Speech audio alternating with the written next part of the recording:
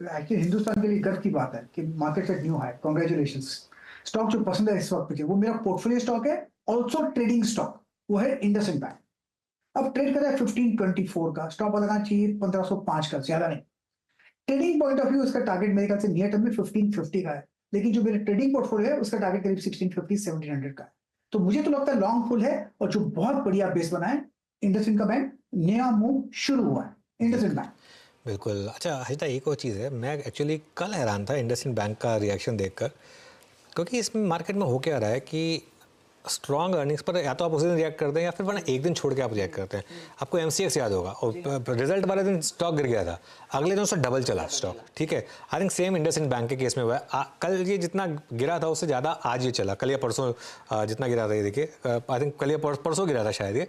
अब देखिए इसने उस हाई को भी क्रॉस कर लिया। ठीक है ना। आईसीआईसी बैंक की हमने बात की थी कि क्या शानदार नंबर्स थे।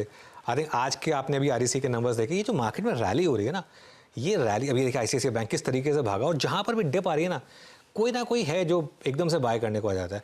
और एक और बात मैं कह रहा हूँ, इस मार्केट में जो खास है ना, ये वाली जो रैली है ये प्योरली फंडामेंटल्स पर आ रही है। हम हमेशा एक रैली के लिए कहते हैं कि नहीं, लिक्विडिटी से आ गई रैली, इधर से आ गई उधर से आ गई। ये मार्केट जो है, ये मार्केट प्योरली भाग रहा है फंडामेंटल्स के ऊपर, और ये आगे भी इसी तरीके से कंटिन्यू करता रहेगा। इस मार्केट में आपको अगला अपॉर्चुनिटी पता कब मिलेगी? थर्ड फेज़ का जब चुनाव होगा ना, तब फिर यही सब बातें आने शुरू हो जाएंगी कि पैनिक हो रहा है, वोटिंग परसेंटेज कम है, ये है वो है। वोटिंग परसेंटेज ना आप लोग समझ सकते हैं ना हम समझ सकते हैं, कोई नहीं समझ सकता। ठीक है ना। उसको लेके अगर मार्केट गिरता है ना, वो बेस्ट बाइंग अपॉर्चुनिटी है, और इसी चीज़ को आपको ध्यान रखना है। जून, मेरे ख्याल से फर्स्ट वीक ऑफ जून तक तो मार्केट के पास एक क्लीन प्ले अवेलेबल है, उसके बाद देखेंगे मार्केट में क्या करना है। जी हाँ, तो क्लियरली यहाँ से वो ट्रेंड सीधा तेजी का ही बन रहा है। अमरीश को भी जोड़ लेते हैं। Amrish, afternoon and congratulations on the new high. आप भी कहेंगे हर डिप पर मौका मिले तो तेजी ही करनी है?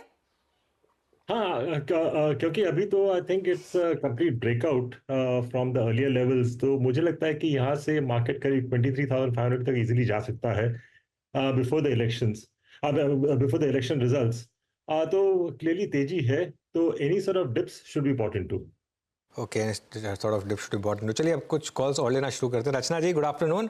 बताइए इस तेजी में कहाँ ट्रेड ढूंढ रही हैं? जी, मैं गुड आफ्टरनून। मैं इस तेजी में इस वक्त एचडीएफसी बैंक को देख रही हूँ। एचडीएफसी बैंक लोअर लेवल से डेली चार्ट पे बहुत जल्दी ओवरहेड 200 पीरियड को टच करने के लिए जाना चाहिए, और मैं के फ्यूचर्स के हिसाब से इट्स एट 1524, तो बहुत ही जल्दी ये 1540 एंड 1560 की तरफ जाना चाहिए। यहाँ पे अगर आप लॉन्ग करते हैं तो आपका एसएल होना चाहिए 1510 पे। ओके, तो ये फिलहाल आपके लिए एक ट्रेड एचडीएफसी बैंक में तेजी का ट्रेड ले रहे हैं, तो 1510 का स्टॉप लॉस भी लगाइएगा। आइदर वेज बाय करना है इस स्टॉक को। मानस, आपका ट्रेड? हर्षिता जी, बंधन बैंक पे मेरा ध्यान है। यहाँ पर एक फ्लैग पैटर्न का ब्रेकआउट डेली चार्ट पे देखने को मिला है, तो अब शायद स्टॉक अपने 100 डे मूविंग एवरेज को भी टच कर सकता है। तो बंधन बैंक में करंट लेवल्स पे खरीदारी करेंगे 186 के स्टॉप लॉस से 197 197 तक के टारगेट्स पॉसिबल हैं। 190 का कॉल ऑप्शन जो 9 रुपए पे ट्रेड हो रहा है, वहां पर भी आप खरीदारी कर सकते हैं। 4 रुपए का स्टॉप लॉस लगाइए और 15 रुपए के टारगेट इस ऑप्शन में भी आप सेट करिए। ओके, आप चलते हैं अमित सेठ के पास। Amit ji, good afternoon. बताइए आपकी ट्रेड। जी, good afternoon Anuj ji, good afternoon Harshita ma'am and everybody on the panel. Anuj ji, मेरा इस समय का ट्रेड रहेगा पीएनबी, लगभग 140 रुपए 50 पैसे के आसपास ट्रेड कर रहा है। पीएसयू बैंक्स में वैसे भी काफी स्ट्रेंथ रही है, और पीएनबी का अगर हम स्ट्रक्चर देखें तो आज इसमें एक fresh all time high breakout देखा है।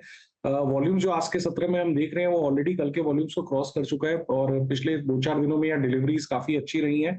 तो it is headed for a fresh breakout, fresh all time high. इसे बाय करें for a target of 146 to 148 and stop loss will be 137. Okay, तो 140 के लिए मौका पंजाब नेशनल बैंक में तेजी की तरफ, ये भी स्टॉक 2.5% ऊपर आज के इस सर्ज में।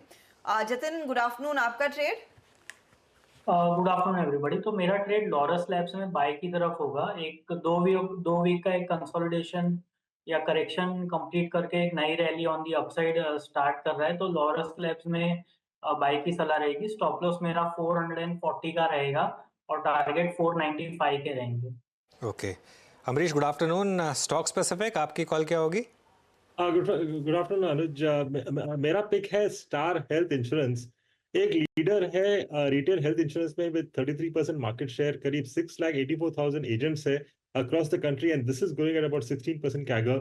877 branches है और इनका फोकस है टेक्नोलॉजी पे, because of which by premium value more than 65% of policies digitally issue होते हैं.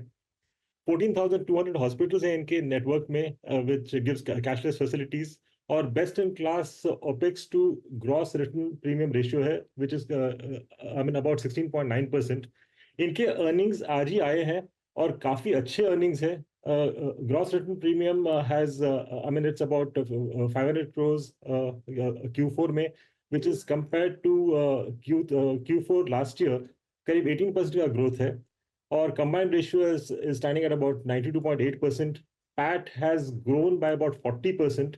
तो मुझे लगता है कि over the next 3 years profit CAGR होगा about 30 to 32%, और इससे मेरा expectation for FY26 का जो EPS है करीब 24 का है, और मेरा टारगेट यहाँ पे बनता है 720 का.